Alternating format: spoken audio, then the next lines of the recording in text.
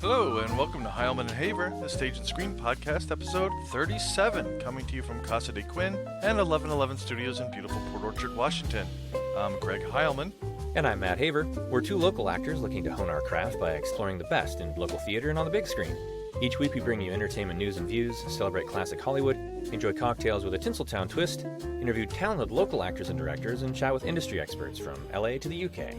In a few moments, we'll bring you the second half of our interview with Professor Tim Hagan, founder of Bremerton's Olympic College Film School and chair of the Digital Filmmaking Department. But first, we want to remind you and all of our local listeners to get out to Port Orchard, 521 Bay Street specifically, where Western Washington Center for the Arts presents A Perfect Match, an evening of short comedies tonight, July 16th through Sunday, July 25th. Well, first go out and read Greg's excellent piece on the show on our Facebook page. No doubt his insightful review will send you directly to WWCA.us for tickets, which are just $10 for Friday and Saturday performances and by donation for Sunday matinees. That's WWCA.us, and while you're there, check out their auditions page and think about getting involved this fall. If you're lucky, you'll have the chance to work with our guest from episode 2, local actor and director Dan Estes. Dan is an institution at WWCA, and he graciously joined us this week for our second installment of Get to Know a Theater featuring WWCA. Dan gave us a tour and plenty of behind-the-scenes history of the theater and even shared a ghost story. So check out Get to Know a Theater, Episode 2 on our YouTube channel, linked in the show notes, and get to know Western Washington Center for the Arts, a wonderful little theater.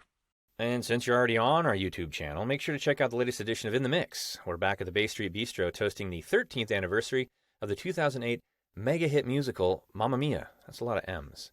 With, what else? A dancing queen cocktail. An all-star cast, a soundtrack full of ABBA hits, and a setting like Grease. Who could ask for a better summer musical? This Sunday, July 18th, the Bay Street Bistro will dedicate their Sunday supper to Mamma Mia with a special menu full of Greek cuisine, including Greek salad, pork kebabs with tzatziki, Moussaka, Greek eggplant lasagna, and Karithopita, walnut cake with honey syrup. And of course, this week's signature cocktail, the Dancing Queen. So call now and make your reservations, 360-602-0310. We're lucky to have so much enthusiasm for the arts here in the South Puget Sound, and last week we were excited to learn more about the Olympic College Film Program in Bremerton from full-time faculty member, founder of the film school, and chair of the Digital Filmmaking Department, Tim Hagan. Tim teaches acting, directing, and film studies, and prior to joining OC, he worked as an actor, director, and writer. After graduating and while working at the Yale Repertory Theater, Universal Studios placed him under an exclusive contract and moved him to Los Angeles, where he appeared in television and film and many guest star and chief supporting roles during the 70s and 80s. While a professional actor, Tim was fortunate enough to work in repertory theater, film, episodic television, daytime dramas, movies of the week, and commercials. After gaining membership in the Academy of Television Arts and Sciences, he was accepted into the Academy's prestigious Directors Group. While in the Directors Group, he was mentored by veteran Hollywood director George Tyne. Tim wrote and directed several short film projects on the Warner Brothers Studios lot. He has directed film and theater in both Los Angeles and New York, and worked in Hollywood as a screenwriter. He also previously taught at several public colleges and private conservatories. Tim holds an MFA from the Yale School of Drama. Oh, it was wonderful to be able to sit down with Tim in person as things open up locally, and we want to say thanks again to our local art boosters, Steve Seago and Corrine Haydock, and their offices at Waterman Mitigation Partners, who hosted our interview. We now return to the second half. Enjoy. So I wanted to ask you about screenwriting. You mentioned how learning the method acting can inform a director and how a director treats the actor and interacts. Mm-hmm. Do you find that it also helps the screenwriting process to understand? You mentioned about why write something when it can be shown, right? And also in contrast to writing a play, like a book for a play, where it's much more detailed, probably than a screenplay. Do you find that the teaching the method acting has helped with that as well, with the screenwriting side of things? Yeah, it has. In fact, I will let David Mamet, the screenwriter and playwright, answer your question. I knew David years ago at Yale, but I read an interview recently with him and some student. He was at some university, and a student raised, "David, I want to be a great writer like you. What should I do?" And David thought for a second. He said, "I would do two things. I would study Aristotle's Poetics with a focus on story structure, and I would study acting." Because that's who you're writing for. Right. So that was David's response, and I think it's perfectly valid. what he had to say. So yeah, all of these disciplines work together. Now, it goes without saying that some of our students specialize. Some of them walk away and they go, man, I really want to dedicate myself to screenwriting. I just love that. Or I want to direct, or I want to act, or I want to be a cinematographer, or I love editing. I just want to stay in the editing room. Does that happen? Yes, it does. But our students gain proficiency in all of these because we're in an era where you're going to have to probably do all of these. And as you guys know, it's very helpful to be able to do all of this technological work yourself in all the disciplines within your arena, because you can't always afford to have other people do it. Right. Yeah. The gear that we're recording on, we set up ourselves. Exactly. For that very reason. You mean you didn't have union technicians set this No. up? Oh, okay. No. All right. A few episodes back, we had Greg Barbanel on, Foley artist extraordinaire. Yeah, NBC Universal. Yeah, and we were lamenting the transition from your traditional Foley artist to a lot of digital things like that. Do you teach sound and Foley and things like that as part of your program as well? That's definitely covered, and sound systems are covered. And certainly students are doing Foley for their own work. They understand it. We don't have a separate facility for Foley. What we've got over at OC, though, we do have a separate sound booth where we can do voiceover and looping and ADR and Foley. That's where we would do, where the Foley is done.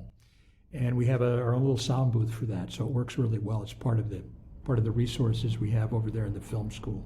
Now, for a lot of our listeners are theater folks, and that's where Greg and I started and really kind of got bitten by the bug. For those theater folks out there who might like to improve their quote-unquote careers, even if they're just community theater actors and actresses, what can your program offer folks like that?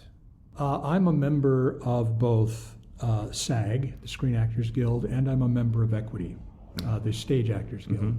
So I'm very aware of how actors make a living for themselves. And we see a trend in equity of diminishing incomes. Right. All right, right now. We see an incredible expansion occurring in SAG, and most of that does not even reflect some of the soft money micro budgets that are producing so much of the digital content, because some of that is not being made 100% union. They're making union wages, but with the soft money model, they're getting it once it starts streaming. Once it starts streaming, all of the artists are in first place ahead of the hard money investors. They get paid off fully before the investors begin to get the money. So because it's a different twist, some of these shoots are not union, because a union says you got to give them the money the day they work, right. That kind of a thing. So we're seeing this huge expansion, and it's only going to continue. I mean, the die is set. We can see what's happening. So, if I was an actor in theater, I would recognize the fact that if I want to make money acting, I need to learn to work intimately with the camera, and I need to learn the different approach to a film performance, the execution of a film performance. Because you're going to have to totally drop a lot of what you've been doing, because in the theater, it's a different technology. Let's look at the difference between these two technologies. In the theater, the technology is the proscenium arch theater. You have to be heard. Right. What does this mean? This means you have to learn to focus your voice into the mask of the face so that the mask of the face will function like a cone and will carry it, okay? We have to hear you. That's the technology, okay? In film, baby, I'm shooting a shotgun microphone at you. I can hear your heartbeat if I want. Every sigh, the way you breathe is deeply meaningful. I don't need to have you do that page of dialogue. I just saw with the way you sighed, I understand where you're at. Mm-hmm. I know what you're thinking and feeling, okay? Because of the intimacy that I have with you. Okay, now in the theater, your impulses have to be extended because you only look 3 inches high to the average person in the theater. So we learn to do this body work. We learn when we feel something, we learn to extend the impulses into gestures, etc., to help communicate this. Were you to do that on film, would go, whoa, what does this guy think? He's in a theater someplace? It's like a silent movie. Yeah, what's he doing? All this pantomime-y stuff, Everybody looks like Jerry Lewis. Right. Yeah. Rather than realizing that the camera is x-raying your thoughts. And if you're dwelling on dynamic and compelling psychological material from your own life that is interrelated to what the character is doing, we see the performance is beautiful. Yeah, you'll see an entire page of dialogue practically in the little micro twitch of an eye, or something like that. And to me, as just again a very beginner theater person, that sounds very intimidating. And now you've made the move from theater to television and film, where cameras are obviously involved, and it's such a specific, like you said, it's so intimate. What is that transition like?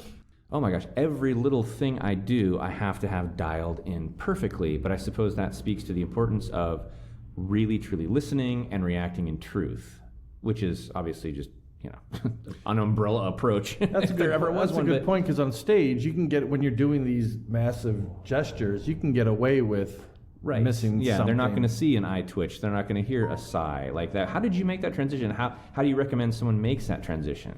Okay, well, like everything else, it begins with training. So here's the beginning. When you come into my acting class, the first thing you're going to learn, we're going to put 2 things together. And this is just a baseline we need to create for film acting. Just the baseline, but we got to do this first. What are these 2 components? The first one is called dynamic relaxation. You're going to have to learn through a repeated discipline how to dynamically relax your psyche, every muscle in your body, and your nervous system. This is absolutely essential because real impulses cannot pass through an instrument where there's any tension whatsoever. You need to be so relaxed you could go to sleep in front of the camera, and our best actors do. In fact, many actors get themselves in big trouble pursuing this. I mean, you've heard of Al Pacino with the downers and people abusing alcohol and people trying to make shortcuts to relaxation. And it's always a mistake because it's going to always take more and more to get you to the same level of relaxation. So do it the right way. This is a discipline we set up. It's something I talk you through. But every single class begins with this. So we dynamically relax your body so it can freely conduct real impulses. All right, now what's the second half we need to put on? Once we get that dynamic relaxation in place, we must now train your nervous system to be totally impulsive and in the moment. Impulsive and in the moment, okay? No thinking. Not playing out a concept of how you think the scene should be done. You're simply connected with your partner and you're freely and spontaneously responding to the real behavior coming from your partner. Now, this is antithetical to being alive, okay? Because we're taught to be self-conscious. We have been taught from the beginning, good little boys don't cry, good little girls don't get angry. We're all stuffed up. And instead, what we have to do is open all that back up so these impulses can begin to flow in a free and spontaneous way through our nervous system. The basic approach to this is called the Meisner technique that I use. Are you familiar with this? I am, yes. Okay. Again, like all techniques, it's misunderstood. This comes from the method. Meisner was in the group theater, which is where Stanislavski reposited the original Stanislavski system, which then became kind of fragmented with the different American teachers. But in that fragmentation, it also became developed, okay? And went way beyond. That's why we don't call it the Stanislavski system anymore. We call it the American method approach now. The work that Sandy did is remarkable, okay? I have a special certification in Meisner training, teacher training. And I had teachers, I knew the Meisner work for a long time, but I'm really glad I took the certification because I went into a depth of the levels of repeating that I was not really aware of before. Anyway, we need to get the actor's nervous system, the psyche, deeply relaxed, all the muscles deeply relaxed, and now puts you in a totally impulsive state. which you normally are not in. We're normally not in an impulsive state. We have to get there. Once we've got those things going, we now go to a toolkit of psychological techniques where you're going to learn to use your real psychological material from your own life to send the performance in this direction or that direction. We never know for sure how it's going to turn out, okay? We never know. But what we know is it's going to send it where we want it to go. It's always going to be free and spontaneous. It's always going to come out of the moment. It's always going to be naturally unfolding, because that's what we have to catch on camera. We cannot catch a canned performance. We cannot get someone who's trying to say their lines right or is playing out. The big trap is playing out the scene, playing out a concept of how you think the scene should be played. We don't know how it should be played. We discover, and the only place you're going to discover that is with your partners in the moment, once all the other psychological techniques are being applied. Because we've got to come in at various levels to create this behavior, various psychological levels. Stanislavski, if you read especially some more recent translations of his work, he says, and this is absolutely so spot on, he said the purpose of all the work is to get to a point where the subconscious mind takes over the performance. That's it. Mm-hmm. That's it. When you practice the art of acting, film acting, at the highest possible level, the subconscious mind has taken over the performance. And to you, it just feels like you're going for a ride, baby. You're just going for a ride with your partner is all you're doing. But it comes out brilliantly. When we look at brilliant film performances, like, what was the Joker? Heath Ledger. Huh? Heath Ledger? Well, Keith Ledger is a very good example, but Jack Nicholson? Oh, Joaquin Phoenix. There we go, Joaquin Joaquin, Phoenix, yeah. which we just How saw. many Jokers? You can go all the way back. You can take either one of them because they're both brilliant film performances. Yeah. Folks, there's no way those guys can be playing a concept of how the scene should go. These guys are, the subconscious mind has taken over. They have been feeding in stimuli and applying all of these different techniques, and they have reached a point now where the subconscious mind is taking over the performance. And there you go. Now we just got to film it. Well, I think that may be where some of the misunderstanding about method comes in. I think a lot of people, I know myself included, for a long time believe that method means living the character 24/7, becoming. Like you said, it's great to do your background work and go and live and eat and breathe the places that your character would go. But you see guys like Heath Ledger who took it a little too far, where they literally became, or people like Jim Carrey who've really made a name for themselves doing that. Call me Andy Kaufman. I'm not going to answer to Jim Carrey, while we're making The Man in the Moon, that type of thing. Is that a form of method? Is that the extreme end of method? Or is that really kind of the wrong definition? Well, what you're talking about is just one aspect of the method. Mm-hmm. But let's call that making it real for yourself. Okay? Now, is making it real for yourself important? Absolutely. Do you have to do what Heath Ledger does? Most actors do not. But what does it mean to make it real for myself?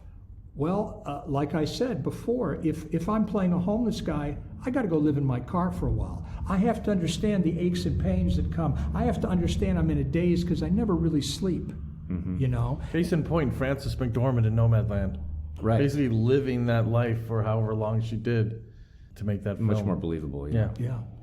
If you cast me as a guy, as a gangster from Flatbush, Brooklyn, I got to go get an apartment there. I got to hang out there. Because I'm a Midwestern guy. Yeah. I've got to pick up. There's a certain mentality. There's a certain impulses, a certain way of living and thinking that comes from people who live in Flatbush. It's a different area, and you move all over the country. I mean, the South is different than the East Coast, and California is different than Washington, and you have all these. It's like they're different consciousness. There's a different kind of consciousness in these places. So yes, making it real for yourself must be done. I remember once I was playing a cop, and I wasn't a cop, and I had no interest in guns, but I went to my friend who was, and I got all of his gun magazines and a bunch of his guns and survival stuff, survival magazines, and I was reading this stuff, and I was becoming an expert on all this, and it forces your consciousness into that place. It kind of forces your consciousness into the first chakra, if you're aware of the chakra system, the survival. I've got to survive and get the jump on the other guy. And this consciousness begins to change us over time. And this is part of the method, but it's just one aspect. There's many, many tools. And I would say that's the making it real for yourself tool. Mm-hmm. So if you guys, let's say you guys didn't know each other and you play best buddies in the script. If I'm your director, I'm going to say, I want you guys to go out and get drunk tonight together. Go out to a bar and get drunk, because you've got to start bonding together as buddies bond, you know? It's got to be made real. You can't act it. The camera is too intimate. Mm-hmm. You can't play out a concept of, oh, he's my buddy. You can't do it because you're removed from it. It has to become real for you. So that's one aspect of creating a character, is to make it real, but it's only one. And we could do a whole show on just all the different tools if you want. I think we might have to. We might. But speaking of teaching, the faculty in your program at OC, how big is it at this point? So how many folks do you have on the teaching side? And has it been challenging to attract teachers? Boy, has it. And I have had to import people from various places. I'll tell you the way we're structured right now, and then I'm going to talk about my faculty, which is an extraordinary faculty we've been able to attract, and you'll see why in just a moment. The OC Film School is divided into 3 sub-departments. I'm the chair and director of the program, but I am also head of the acting directing department. Aaron Drain, screenwriter Aaron Drain, is head of the screenwriting and producing department, and filmmaker Amy Hesketh is a head of the production and post-production department. So we have 3 full-time faculty members that run the sub-departments of the school. Now let me just, if I could just say a bit about those 2 people, and then I'll go on to the rest of my faculty. Yeah. We have lots of adjuncts that we've been able to attract also from around the world. I imported Aaron Drain from Los Angeles. He was living in Los Angeles when I met him. He is actually a Bremerton guy. He went to Bremerton High School. Aaron got $1 million for his first script before he graduated from UCLA film school. He has gone on and done all sorts of work. Currently, he has 2 films streaming you can look at. They're both on Amazon. And one is called Fear Clinic, and the other one that's still streaming is Chartle House. He bought Chartle House, rewrote the script, and produced it. Fear Clinic he wrote. He was under contract to develop a series of projects at Paramount, and has a very you can take a look at his bio. It's very dynamic and compelling. Before Aaron was hired, I used to teach screenwriting. I think I'm a pretty good screenwriting teacher. I am nothing compared to Aaron Drain. I hired him because he's the best I've ever seen. I've never seen anybody that can pull scripts, full-length scripts out of people in 10 weeks that are a direct expression of the unique voice of that writer. This is a special talent when you can do that, and Aaron is really, really good at this. Aaron also has another script that he wrote, which he's currently in. He's in negotiations with Amazon right now, called Ruchter. And that production was actually directed by another faculty member, Amy Hesketh, and they co-wrote it together. That film was made last summer, and they hired a whole lot of our students, worked on the film, okay? That's great. And we're going to get to this aspect. We have the OC Film School, we have internship programs. Our students work and get credits while they're a student. They are getting professional credits in various ways. One way was they worked on this feature film that was, for the most part, shot in this area. They shot some of it, I think, in Los Angeles as well. So that's Aaron. Now I'll talk to you about Amy, who I just mentioned, also directed Ruchter. Amy is a filmmaker. She's done 10 films for the new distribution channels, the digital distribution channels. She was an early pioneer. She was a visionary that saw this coming before it came, and she moved down to Bolivia, and she trained a bunch of people in Bolivia to work for her and started producing, using this new model, producing films. There are 2 or 3 of her films that are still streaming, and I think it's on Amazon as well. But she is an extraordinary director. She's an extraordinarily, she is up on all the latest little gizmos and technology And whenever we're going to buy anything, I, of course, say, Amy, we're thinking of buying this. And she tells me, oh, in the last 30 days, somebody developed this in their garage. We got to get this, you know? So she's really on top of the way this is moving forward it's a real passion of hers. And another, I think, really great thing about having Amy, who is such a distinguished filmmaker herself, is that this is the era of the female director in many ways. Mm-hmm. You know, when I worked for Universal, the studio system hired lots of women, but you never saw a woman producer, never a director. In all the years I acted, I had one female director, and that was for one day only on a soap. That was it. I never had a female director other than that. Well, when Catherine Bigelow won Best Director, it was 2009 for Hurt Locker. For Hurt Locker, yeah, Right. phenomenal Yeah, film. phenomenal film, really extraordinary. This broke the glass ceiling, and we're seeing a influx now of female directors, and this is very exciting. And I think it's great that we've got Amy, because she kind of represents this, and she's an inspiration to the female students that really want to be filmmakers. So anyway, that's Amy and that's Erin. We also have a variety of other people that are working with us. Craig Downing, who teaches at Carnegie, used to teach over at the Art Institute, the film school there. We nabbed him as that kind of dissolved, and and Craig's a great teacher. We also have Rachel Thochechter, and we imported her from Manhattan. She's a producing teacher. Erin teaches producing, so does Rachel. And we have a new faculty member who we just hired about a year ago because of the demand from the community. We've had a lot of demand. We are a narrative filmmaking school. So it's all about the narrative, it's about storytelling. We've had a lot of people in this area call us wanting to do documentary and corporate films, which is a specialty unto itself. Yeah. So we imported Mark Evans, a documentary filmmaker. Currently, he's got one film on Amazon right now called The Glamour and the Squalor, which you can stream and look at. Extraordinary film. And last week, his latest film called Clay Dream premiered at the Tribeca Film Festival. It did its world premiere. Nice. Wow. I mean, can you imagine? Yeah. What an extraordinary thing. This filmmaker lives in Bremerton. Yeah. Okay, at Robert De Niro's film festival. Right. Well, it's like, which distributor is he going to pick now? Okay, he's got several chasing him. Where it's going to wind up streaming, I don't know. I just spoke with him a couple of days ago. He still hadn't decided which deal he was going to take.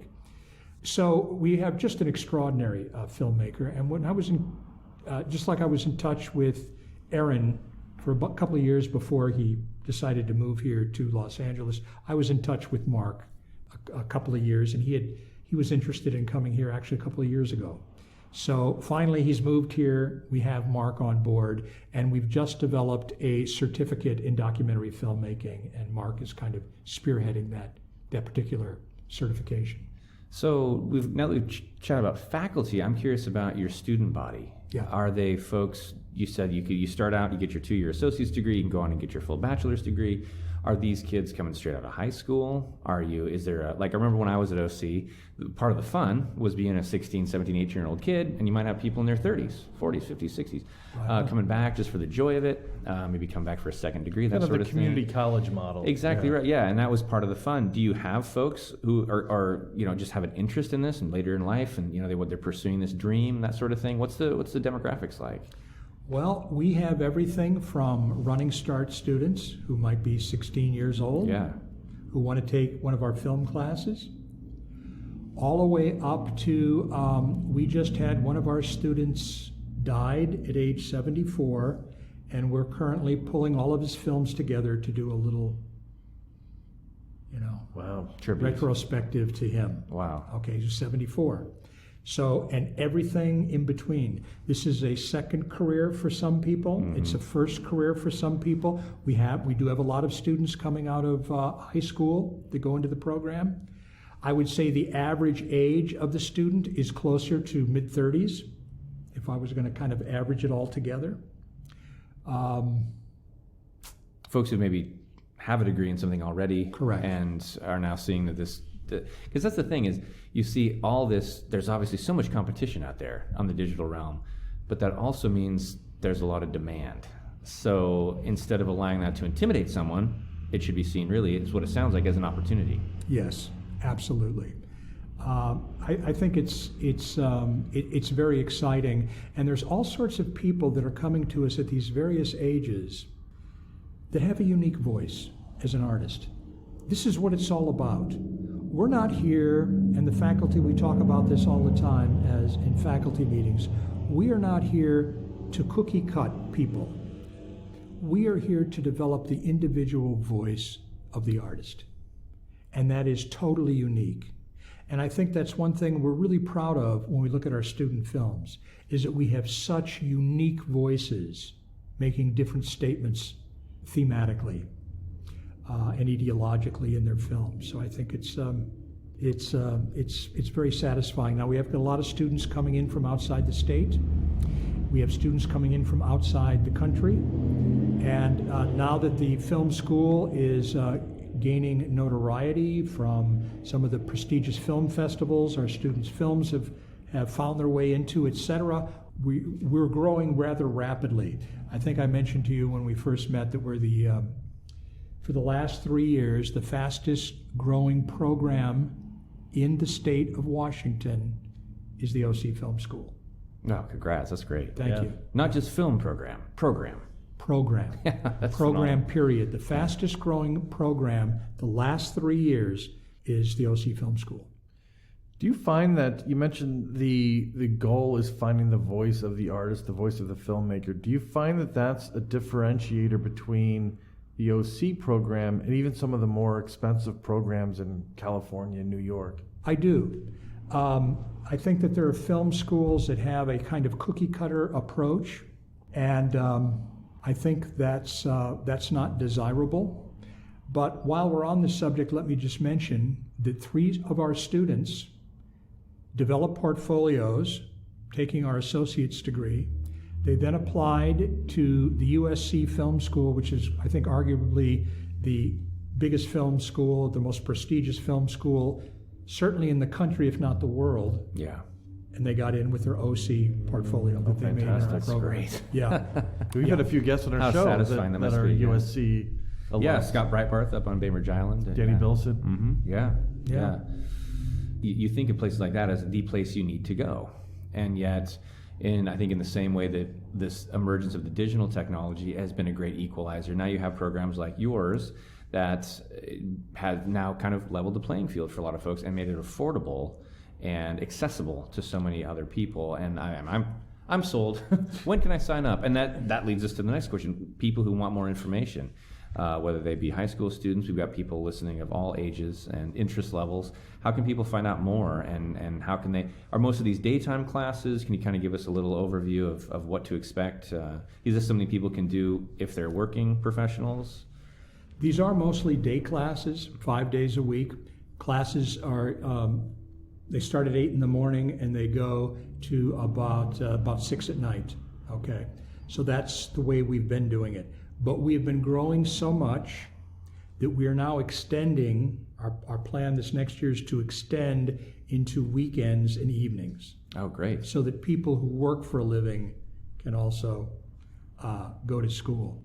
Let me just say something that's sticking like a splinter in my mind about USC Film School.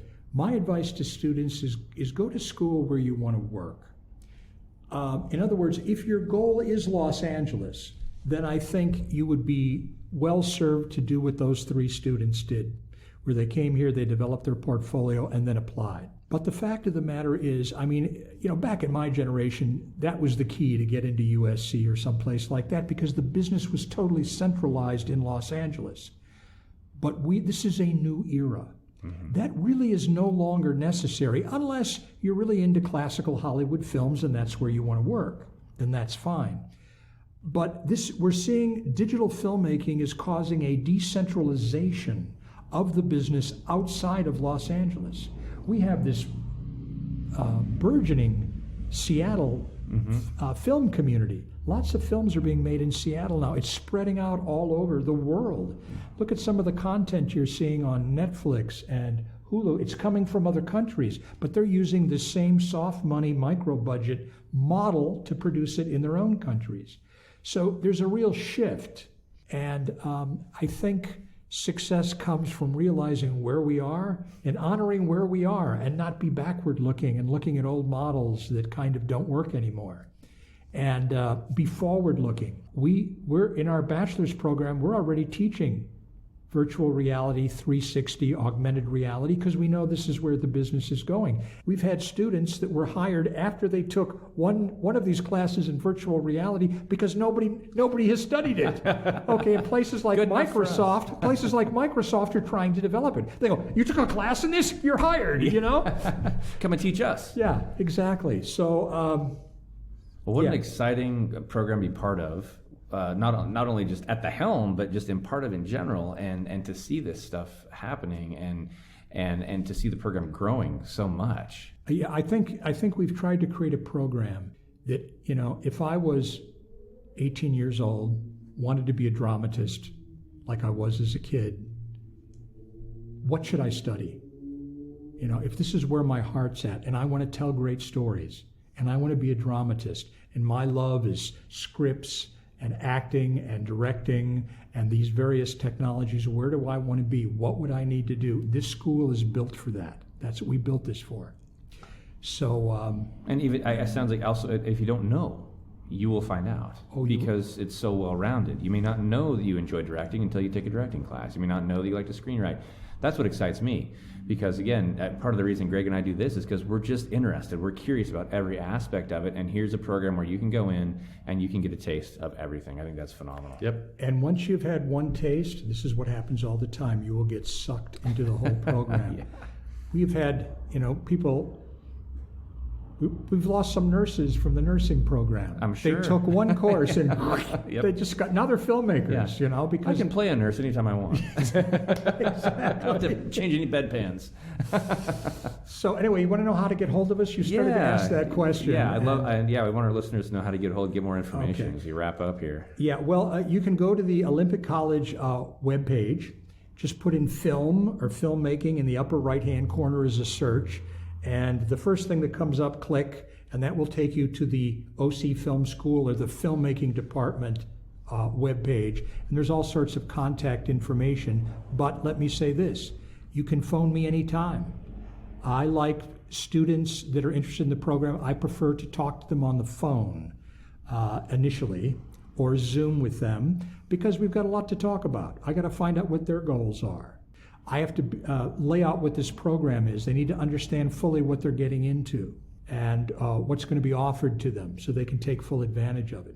So I can be reached at 360-475-7315. That's 360-475-7315. You can email me at Hagan, so it's THAGAN @olympic.edu. So those would be two ways of getting hold of me. Okay, and we'll list both of those in the show notes. Yeah, you bet. You mentioned Zoom. Just before we go, what was the impact of COVID and the shutdown on the program? Yeah, well, that has been, when I first heard all of our classes need to be on Zoom, I was ready to put a bullet in my head because what we do is collaborative. Yeah. We work in teams. These are teams of artists coming together, each making their unique contributions. Each of them want to fully express themselves, yet stay in harmony with the overall vision given to us by the director, etc. So I'm going, how are we going to do this? And I got to tell you, I was totally shocked at how well we did. All classes, none of them were online. We put all of them online. And I think that we've really done an extraordinary job, and the program has continued through this period. But I am thrilled that we are returning in the fall to face-to-face classes, because that is a superior way to do this, of course. But I think we've done a great job. Amy just did, with the production classes, she was just extraordinary. I have to watch the classes, I evaluate faculty and all that. And it was amazing the way she was teaching production on a Zoom format, and had students at home with viewfinders and creating different overheads with snapshots through their viewfinders and teaching everything that needs to be taught in this kind of format. It was really extraordinary. Well, creative people are going to find creative solutions. There you go. Yep, absolutely. And a lot of time challenges bring out the most creativity. We're glad to see that. Well, we're glad you're here. We're glad you're local, and we're glad that things are happening at OC. Thanks so much for joining us, Tim. Hey, it was my pleasure. Thank you both. And when things get open up, we're going to be heading over there to take a look at we got to get a tour of this new facility. It's fantastic. Yeah, just call me. You'll get a free tour when you go over there. I'll take you around and show you all the neat stuff. All Awesome. right. That's a deal. Thanks again. All right, thanks, Tim. Well, thank you again to our guest, Professor Tim Hagan. You can find out more about Olympic College's filmmaking program at olympic.edu/filmmaking. Again, that's olympic.edu/filmmaking. Join us next week when we'll welcome special guest Carrie Bible, tour guide at the Hollywood Forever Cemetery and host of Hollywood Kitchen. And if you enjoy the show, make sure to follow us and share the podcast with a friend. You can find us on Apple Podcasts, YouTube, Amazon Audible, iHeartRadio, Spotify, and Pandora. We'd love to hear from you, so please join the conversation on Facebook and Twitter. And as always, thank you for supporting your local theater and for joining us on Heilman and Haver.